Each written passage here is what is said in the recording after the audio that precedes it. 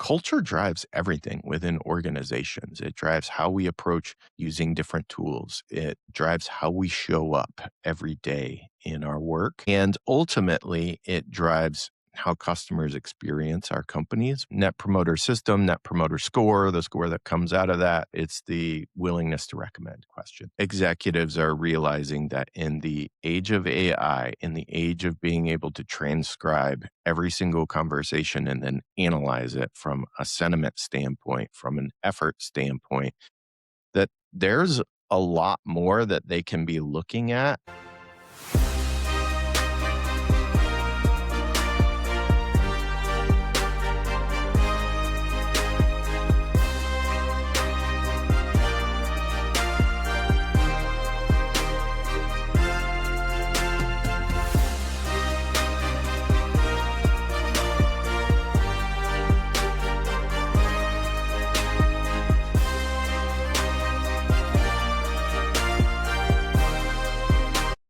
Hi, Rob. Thank you so much for your time. Welcome to the podcast. Yeah, thanks, Vadi. Great to be here.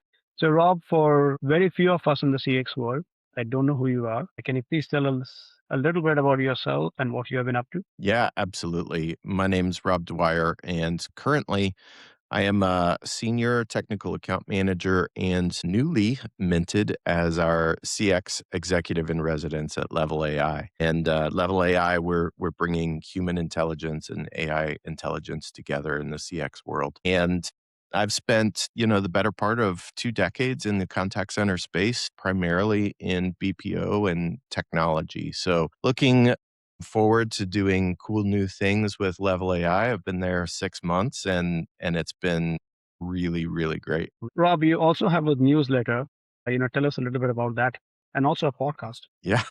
Yeah, I do. A busy guy. So the podcast is called Next in Queue. I've been doing it for roughly 5 years now, and it is CX and CX adjacent, kind of whatever I feel like talking about. I also host newly a podcast called CX Innovators. You can find that on our Level AI channel. And then I just launched a newsletter called Control CX. And the newsletter is really just kind of things that I'm thinking about or seeing within the industry that I hope are valuable for people to think about. So the first edition just came out yesterday. I know that you received it. So thanks for being a subscriber. Amazing.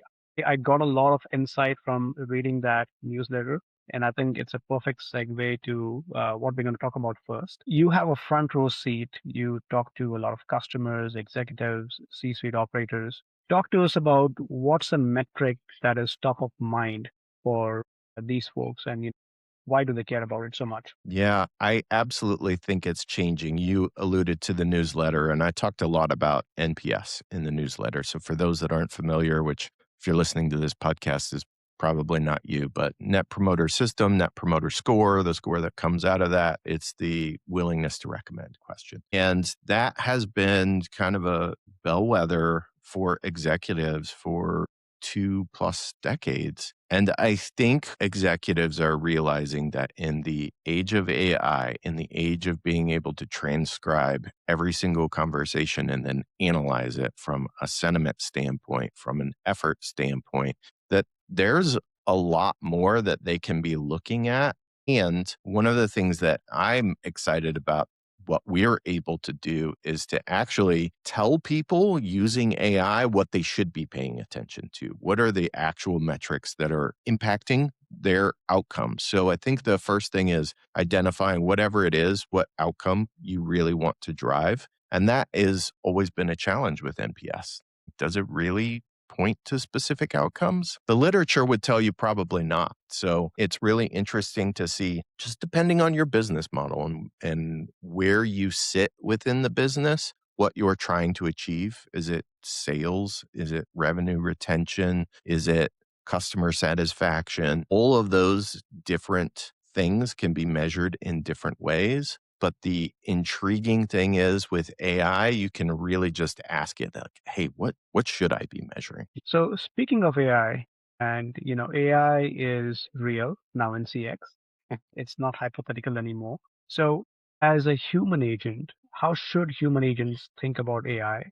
How should they include that in their workflow? And how can they use it in a way that makes them better agents? Yeah. I think that's a great question. I mean, I think we should preface this by saying most of the time, agents aren't given a choice as to how they use AI within their work.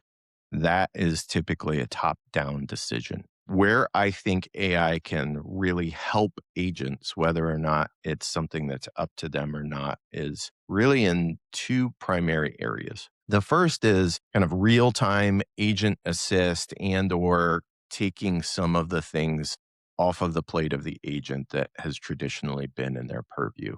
That could be as simple as summarizing an interaction and placing that summary on a CRM so that I don't have to take notes. When you think about, and my background is very much call center specific, so I'll talk a lot about voice, but it's not just voice. This applies to async conversations. It applies to chat, which is synchronous but non-voice. One of the things we'd always tell agents to do is to minimize after call work. Make sure that you're getting all the notes done while you're talking to the customer. So I might say, hey, Vadi, give me just a minute. Let me look that up for you. Right.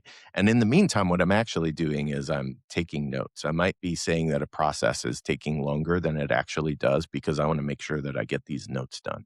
AI can do that.